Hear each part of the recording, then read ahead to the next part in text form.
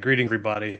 My name is Nick. I'm helping out with Culture Chat today because I love it. This is the funnest part of my Wednesday, most Wednesdays, every other Wednesday, in fact, because we get to do what we all love to do: talk culture, connect with other interculturalists, build skills, build just relationships, network a little bit. If you're sharing email addresses or LinkedIn profiles, websites as well, feel free to do that. We're not doing selling, but we are doing connecting all of this hour.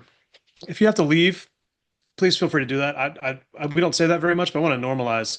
Anytime you want to sign up, that's great. Love it if you say goodbye. Um, Not required.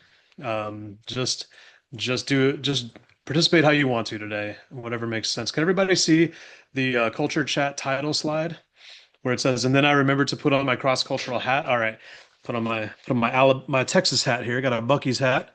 It's cross-cultural for me as a Floridian. So, welcome everybody. We've got Alex Cleberg coming in to share about crossing cultures and making mistakes and analyzing what happened, investigating what happened, and then doing repair. It's going to be a really great conversation. I'll let him introduce himself more in a moment. Upcoming events with the Interchange Institute: Crossing Cultures with Competence, Level 1, October 9th through 10th in Detroit in person.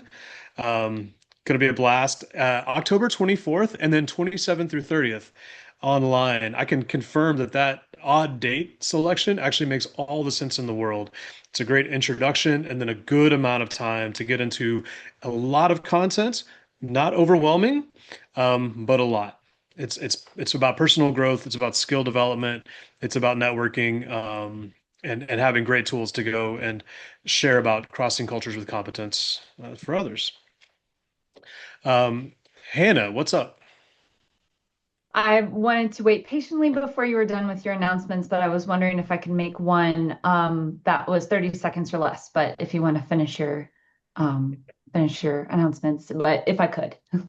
It's actually perfect on this slide, if you would say that. So, since I have a Fantastic. guess at what you might be saying, Yeah, I culture bet chat you do. schedule coming up. Yeah, October 15th, October 29th, October 12th, every 2 weeks is normal, but not on the 26th. Those of us here in the United States will be off traveling or preparing for celebrating Thanksgiving. So, we'll be taking that week off. November 26th, no chat. Um, but Hannah, what if after November 12th we wanted to connect with a lot of interculturalists and talk culture? What would we do? Well, that's great that you asked, Nick, because we have the CATAR USA conference that's coming up that week, specifically in Portland, Oregon. My big announcement right now is I'm working with the board. I'm on the board as membership outreach and diversity to bring people to the conference, but also we are looking for sponsors, for exhibitors. If anybody's in the West Coast, or if you're willing to come to the West Coast to meet up with our fellow interculturalists. I believe a lot of people on this call will be presenting during the conference as well. But if you have any questions, feel free to reach out to me, Chris Cartwright, or Cheryl War. That's my best way to pronounce the Cheryl. last name. But myself or anybody on the CTAR USA board, we'd love to talk to you more about how we can either get you to the conference or help sponsorship or anything, so we can all see each other this fall. Awesome. Thank you, Hannah. Um, Speaking of things coming up in November 1st, next deadline for the Intercultural Training Expertise certification submission. It's 1 month out. If you're thinking about it, info at interchangeinstitute.org. And if you're thinking about getting into the next round, you want to be working on it now. It's a significant certification that actually means something. It's a portfolio that you're going to be putting a lot of good effort into, but demonstrating a lot of expertise. So be on that. More coming in the new year, I'm told. As always, your expertise is on the schedule here. So we've got Alex in today. We've got Syed coming up soon. We've got Renata Urban coming to host culture chats here in the near future. We're excited about all of these. We'd love for anybody I haven't mentioned. to step up and help host, tell a little story, get us talking, share some skills or experiences, or just draw that out of us. You see on this word map all kinds of things that we love to talk about, and we're always innovating. What are the new ideas you have? Share it with me, with Peter, or AKA the Interchange Institute, Tasha, Terry, Zdenka, I think on the call as well. Please let us know how you'd want to add to the conversation by leading Culture Chat. And that's it. I want to bring up Alex Cleberg, former international student guy at the University of Minnesota, Golden Gophers, go Gophers, um, an improv teacher, consultant, teacher, lifelong learner, internationalist, interculturalist, educator, and now our culture chat leader and a friend. Great guy, Alex Clayberg. Take it away. Great. Hey, thanks, Nick. Gotta share my slides. You're gonna get a thumbs up if people can see the slides I'm sharing. Okay, great. So, and then I remembered to put my cross-cultural hat on. So I've been in the intercultural field for, I'd say, little under 2 decades now. And man, I am surprised when I get hit in the face with a situation, and upon reflection, I realized I just ran into that situation like a good old Midwest American instead of using my all the training I have behind me. So I thought I'd I thought I'd share some of these stories with you, and we'll kind of do an anatomy here of one of my one of my mistakes that I made here while in India. So we'll dig through that and figure out what it means. But as we're moving along here, I think we all wear many hats. Maybe we have professional hats, we have relational hats, so to speak. We have we have hats in certain parts of the office or in certain areas of expertise. And then we have certain hats or cultures, for example, as we're using hats as an analogy for backgrounds. A hat is on our head, and so this is very close to where our thinking is happening. And so we just have we wear lots of hats, and sometimes we're not always wearing our intercultural hat. And here's me in my intercultural hat as I'm have a turban on, watching a show in Rajasthan there with my son. So I'll bring you through some uh, a process about wearing this intercultural hat and how we deal with situations. So initially, if we're engaging in an intercultural situation, we have reaction, and this is our initial reaction that we have, sort of sometimes if we're pressed for time, or if we're not really in the moment, we're not in the zone, it could be a reaction due to our original cultural programming. And then we have a moment of reflection where we get to summon our higher thinking skills. We get to use our neocortex up there, closer to our thinking brain. And we have a time to really start to do some cognition thinking.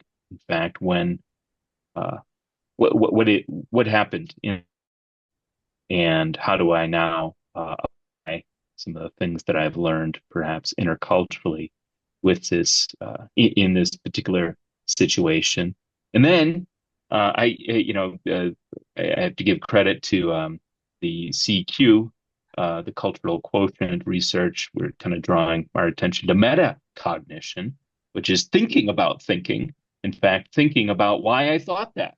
Why did I think that? Aha! I was thinking about that because I am coming at it from this cultural perspective as a Midwesterner, or as a particularly task-based way.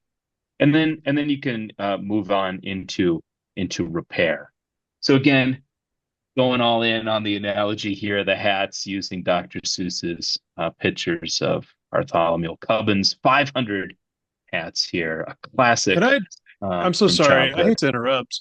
But Yeah. it sounds like you're describing all kinds of things. Man, I am not sure that your slides are showing. Aha. I'm starting to think that we should have been seeing photo after photo as you described things, and now some stuff about metacognition, et cetera. I see. Well, it We don't. looks to me that you are sharing a screen, is what Zoom says. And I do have, oh, is it I think it's stuck on the title. stuck on the title? Well, hey, let's it's been a while. I used to live my life on Zoom, but I know. now I'm back in the real world. How about this? How about we go back here? Now are we seeing Yeah, some changing slides? there we go. All right. Well, Yep. great, great. Now we get, hey, thanks for stopping me, Nick. I don't know what that slide sharing option was for, but it seemed to be a static screen. So here we are wearing hats, the Cleberg family. There's my hunting hat. There's my Santa hat, celebrating Christmas with my children.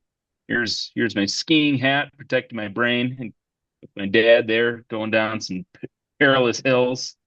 This is the warmest hat I own for when I used to live in Minneapolis, very very cold place. Here I am protecting my noggin again there on a bicycle, and finally wearing a hat um, there in Rajasthan. So here we are. No, no, no. Here's here's the slide that drew our attention to and got Nick's attention here. Yeah, we have the reaction, a reflection to an intercultural situation, thinking or cognition about what we did, thinking about why we're thinking about what happened, what we reacted to, and then going into repair. So now we're going to move into the anatomy of a intercultural interaction. All right. So a teacher explains to another teacher that some school supplies have gone missing from his classroom. He asks the other teacher, who he also shares a room with, keep an eye out for the missing supplies. The other teacher listens carefully, then responds that he's infrequently in the shared room and does not have the knowledge or resources to help track down the missing supplies. You can see there, now that you can see these slides, you can see some school supplies there in the bottom right-hand corner. So the initial reaction, I said what I said in that initial reaction, and why? And upon thinking about it, upon reflecting, I realize here's the hat that I have on up in the upper right-hand corner. That's the Sherlock Holmes hat. I'm thinking, do I have, where are these supplies? And since it was, I had about a minute to respond, I just went in right into the task. Do I have the supplies? And do I have ways to figure out what the supplies are? I don't. So I told my colleague, better move on. I don't have that information that you're looking for. All right, or those supplies. But then, a little later, upon reflection, and thinking about what happened, I thought, aha, now I have changed the picture from the Sherlock Holmes hat to my intercultural hat. There I am wearing a turban again at a wedding in Chandigarh. All right, and I'm gonna rely on some intercultural knowledge I have here. Maybe what this is related to one of Aaron Meyer's typologies. But what could it be? The more I think, I realize, aha, here's what I've done. We're in a trusting situation. My colleague is determining, can he trust me? We're still getting to know each other as colleagues, and we've come across these missing school supplies. I responded in a task-based, trusting way, I realized, focusing entirely on the supplies, the task at hand, finding the supplies, and whether or not I had the requisite knowledge to direct my colleague towards the task of finding the supplies. And then upon thinking about my thinking, I realized I am not in a task-based trusting culture. I'm here in Uttarakhand, northern India, and it is more of a relational culture here. And so So I realized I messed up. Okay. I responded entirely task-based way instead of responding to in a more relational way. So here's what I did. Repair attempt number one. As you can see here, the hat box changed. Now from the intercultural hat now to the scholarly hat. I thought, aha, I'm in a scholarly situation now. And repair attempt number one, I'm just going to explain that I responded to my colleague. So this is later in maybe during the week. Later, I approached him and said, I apologize. I used more of a weird sort of Western task-based approach instead of a more worldly relational approach. Sorry about that. And that apology fell flat. That fell really flat. So I thought, okay, I'll put on another hat here with my colleague. I'll put on my Intercultural Communications Institute hat that I remember getting in Portland, Oregon, and where I studied as the intern. I was the intern under Stella King Toomey, who unfortunately we lost this year, and she taught me a lot about face work and how face work restores relationships. So I thought, aha, I'll try this approach. And so I said, it's frustrating. So I'll acknowledge the other space. I'm like, it's frustrating when trying to do a project and supplies aren't there in the room. And then I'll try, from what I recall from my time with Stella, that face restoring moves. When you told me about the supplies, I answered too practically. And I realized you just wanted some support. Sorry, I missed that. Okay, that repair attempt two also kind of fell flat. So here I am with my colleague. I'm going to keep trying here. We're drawing again on Dr. Seuss's work here.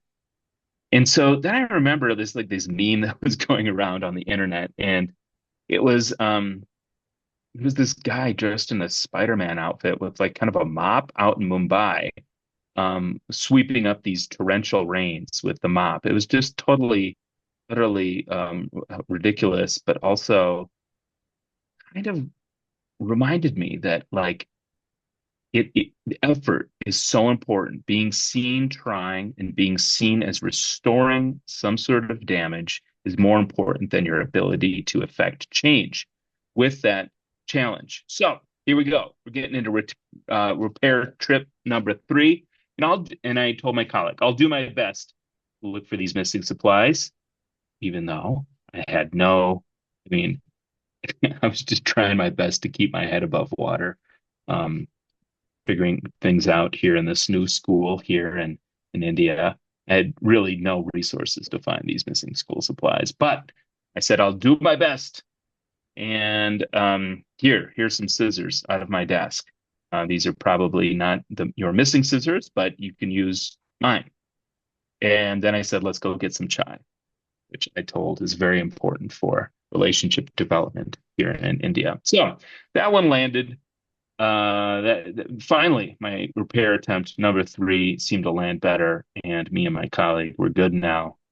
And those missing school supplies were never found, but the relationship maintains intact. So through this all, just keep in mind, we're going through a couple stages here. Your initial reaction that you'll have, again, the less time you have and the more you're surprised, the less intercultural your reaction is going to be. But eventually you'll have time for reflection, cognition, metacognition, thinking about why you thought that way, and then finally repair. So getting ready to go out into the breakout rooms, share a memory, making an intercultural mistake, and then realizing the mistake you made.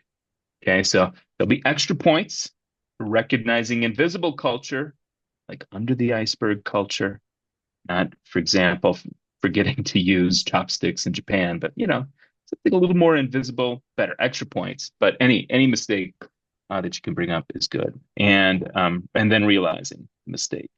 Then share a memory of how you recovered. What'd you do? Did you apologize? Did you take some restorative action, like like giving your colleague your own scissors, even though they weren't his lost scissors?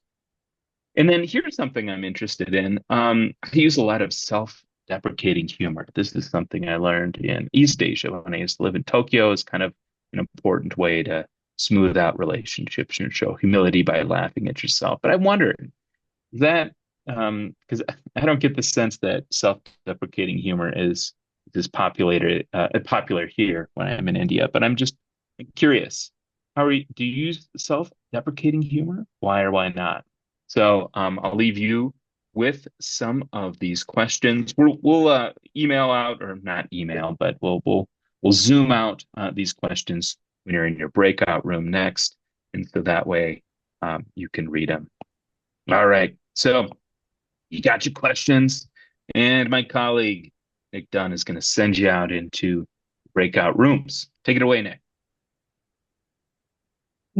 Alex, as I take it away, one more expectation setting. I wasn't sure if you mentioned a time. How Yeah. long should we spend out, and how long should we spend when we come back together? Yeah, time is fluid. I'm in a fluid time culture, Nick, so I'm gonna defer to you All on right, that all right. You be question. polychronic. I'm going to be monochronic with it and say we'll do 20, 21 minutes in breakout rooms, go deep, share lots of stories, troubleshoot together, all of that. And then we'll come back together with about 15 minutes to share in the large group. The question should already be in your Zoom chat. So you could go ahead and just copy those to a Word doc if they should stay there for you. But we've got that there for you to support you with the questions. If you need to come back to the main room for anything, please do. And if you're having a hard time joining or you get booted out of the whole thing or whatever, my email address is now in the chat. So anything you need, please just let us know. Opening rooms now. See you on the other side in 20 minutes. So yeah, that's the day that Alex, that I found out it's absolutely important to pack your own parachute. Um, but we made it. So, oh, everyone's back. Welcome back, everybody. Thank you so much for rejoining us for a little share out. Alex, what are we doing now? Yeah. Great. Hey, welcome back, everybody. So, talked about mistakes. We've talked about recovery. We've talked about framing those mistakes using some intercultural dimensions. I gave examples from Stella Tink Toomey and her face work, Erin Meyer and her trusting relational versus task-based. And I even threw a bonus question in there for y'all about using the effectiveness of self-deprecating humor. So yeah, just please, you can either type some of your reflections or thoughts into the chat or share your voice with us. Raise your hand first so Nick can unmute you.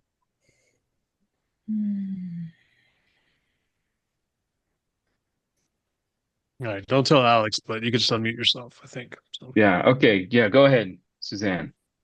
I think what's most important about all of this is that we recognize we make a mistake. So, you said you tried so many different ways to fix something, and I think just standing there and saying, "Oh my goodness, yes, this is the way I reacted, and I shouldn't have." And I think that came out of all our stories that we've learned from them, and we hopefully next time will explain that to the others.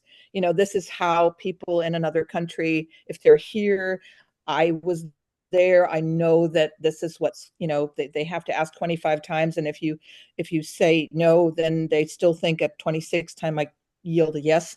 And Americans have no idea about this. So you mediate. I guess that's how I see it. Nice. Yeah. Yeah. Thanks for sharing that. Great. Get some interesting comments here in the chat. You can read those if you want to hear some of those verbally. There's lots of different ways to express yourself. I'm a talker. I realize not everybody is, so some of you may be writers. So, yeah, who else would like to unmute and share some of their stories or maybe something new they discovered or while having a small room chat?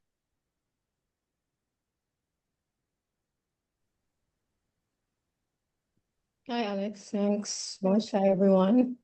I'll just say something. It's going to sound odd, but I hope my group members will back me up. We actually um, did find that in some cases, you just have to perhaps tell a lie, just to save face on both sides. You may have made a really big boo-boo, and there's kind of like no way to correct it, no way to explain it away, unless you just kind of tell a lie that will be accepted in the host culture or in the culture that you're interacting with, and kind of smooth things over and then learn from that. I know it sounds odd, and a little unethical, but sometimes it's really just a safe face measure on both sides, and almost like a restorative measure to try to repair the damage you've done and move on.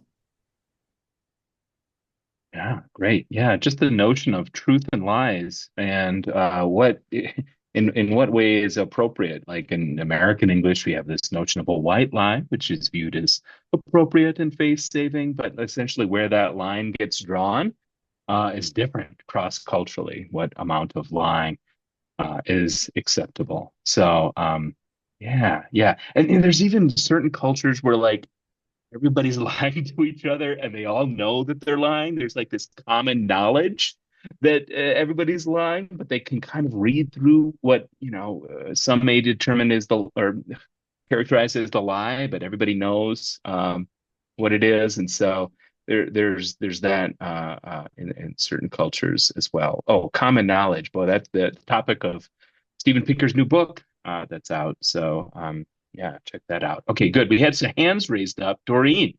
Yeah. Um, I'm just sitting over here giggling about Saudi Arabia. I had a very good friend talk about telling lies.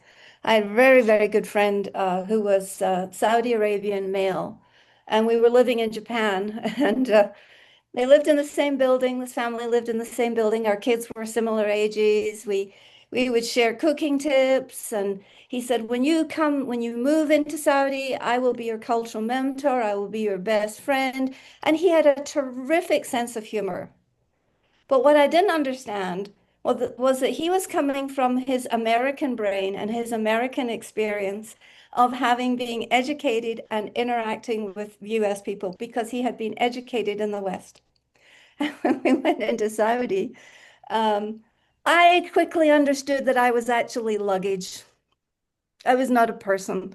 And I was put with the women, and he would not even make eye contact. It was just so obvious that my position in life and in that world had transformed when we crossed that border. And we were now playing the game of life in his culture. Mhm. And it was such a shock to me because I had gone through all the orientation and the training and that's kind of what I expected before I had met someone like that who befriended us and made promises. And I thought, oh yeah, lies are part of culture. Got it. Very Mm. important thing to remember in future. Yeah. Oh, good, good. Thanks for sharing that. In fact, yeah, that whole kind of notion of lies versus not lies came from my dad's work in working in a Saudi related culture doing their audits and accounting. And he's like, they they have very different notions of truth than than we do, and especially when I'm held account to for doing their audit. So yeah, thanks, Doreen. Yeah, Hina, I see you Yes, raising your hand. yes. Thank you so much for giving me an opportunity to speak. So, as I mentioned in the beginning of the chat, I'm from India and I'm currently located in Mumbai. And I work with Loda Group at Loda Foundation. I've been working as executive assistant to a director of the institute who's been leading the institute into the mathematical research. And we have just kicked off this institute just 2 months back. And it's really a exciting journey as well as a learning journey as well. And recently we came across, like, we have the visitors coming across from the world, like US, UK, China, Japan, and from everywhere. And we just kicked off the institute, and we were like welcoming the guest and, like kicking off the program and everything. And so I recently had an opportunity yesterday to have a deeper conversation with one of the researcher who was here, and then I was just trying to understand like how's the experience and all that stuff. And she mentioned to me like there have been certain experiences like which are not like it has not been the smooth that we expected it to be. Because we were coming to India, so we came with a lot of expectations and all. So I was like, okay, so last year I attended the intercultural training, and it really helped me to understand where was the gap. And I like Aliyah, I think maybe this is the reason, it's because of the cultural differences and all. So she said, yeah, Hina, you may be right, but there is a way that we can work upon this. So I understood like what was the challenge exactly, like there is at times there is so much of gap in understanding the accent and all that stuff. And so I understood like more than the language, it was more of like what I say and what you understand, what I like, what I don't like, being in US and being in India. So it was really very easy for me to pick up where was the gap, and then okay, I will surely work on this feedback to have these seamless experiences for all the visitors coming to this institute. So I'm really grateful that, I was, like fortunate to attend this training last year, when I didn't know that I was about to take up a role which will really involve me to do this, and, bridging those gaps, the communication gaps, and the, everything that needs to be taken care of.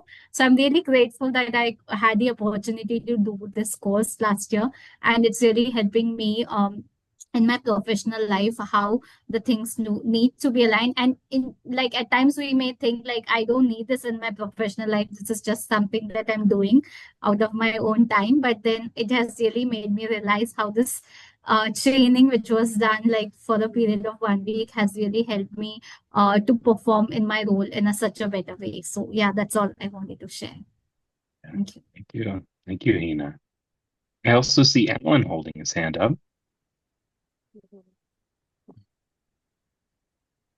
Go ahead, Alan. Oh, I'm sorry. Because we're running short on time, I want to yield my time to Rolad, who's a newcomer. Wow, Great. that's very kind of you. Now, I just want to get back to culture and lying. I don't buy it. I'm sure many of you will disagree with me, but I love it, and we can continue the discussion in the future because it's so easy to say that most cultures. We're talking about self-deprecating humor. I had a student before, a CEO in an Italian bank, and he used to tell me, Rolady, I'm Italian. I'm telling you, don't believe them. We was talking about his subordinates, okay? And you can do that with other, and the danger there is actually stereotyping. And when you stereotype, there comes prejudice. And what is lying? Still, honesty is the best policy. We can avoid lying by being sensitive, culturally sensitive, by being empathic, sympathetic, and other things that I don't want to monopolize it because it's a subject that is close to my heart. So thank you for having me. And Alan, thank you also for giving the floor to me. Yeah, great. And just kind of on the concept of lying, the book, The Weirdest People in the World by Heinrich, really maps out kind of different trust relationships, especially in the difference between the North and the South of Italy, and how that even, essentially relates to loyalty. You're loyal to the people that you know in the South, and you don't give blood to people that you don't know, whereas people in the North, you give blood for charity, and everybody is open to universal truth. Of course, we don't want to stereotype, but the numbers do present, and the research does present this, and it is their own individual. So, yeah, just what you said about truth and lies, and Italy is fairly interesting. So, dig into The Weirdest People in the World. You see nice infographic on that one as well. Great. All right. More hands up. Let's see. We have time. I'm again on Nick. Bring me in because I'm on Indian time now, so I could just go on forever. Alan, do you want to reclaim the time that you have? Sure. Just really quickly, one thought that I had popped up in our breakout and didn't have time to ask our group. How many of you, when you've sort of stepped in the intercultural doo-doo, can step back and say, you know what, from my US American upbringing, I was thinking this and did this, but what would you advise in this new, your context where I am now situated? Suzanne has her hand, or is raising her real, not digital hand, but you'll have to unmute Suzanne. No, I've done, I mean, I apologize profusely for going shopping without the understanding, that we needed the chaperone. And I think when you get the reaction and you have long enough time, because that's part of it. I was there for a month. If you're not there for a month and you don't have to live with these people anymore, you just walk away from some things and you cannot repair. But I think it's important to repair. So I think my genuine German or Americanness was, I think also accepted that I didn't know these things. Plus, these were Rotarians, so they were used to international. And so even their ways, they were a little bit more forgiving, I think, than your regular person that didn't know that. Yeah. Man, just being here in India and kind of building off what you mentioned, Suzanne, it's so important to have those people who've had a foot in two worlds. And the people who I've sought out to help me understand India are the ones who have spent at least a few months or up to over a year in another culture, so they can situate their knowledge to help you understand what you're experiencing. I In think it's fact, one also of my important that we share those stories. I mean, that if you are training somebody, that you give examples. I think that's very important. What you're doing today is great because you're giving us all that opportunity to recall those. Thanks.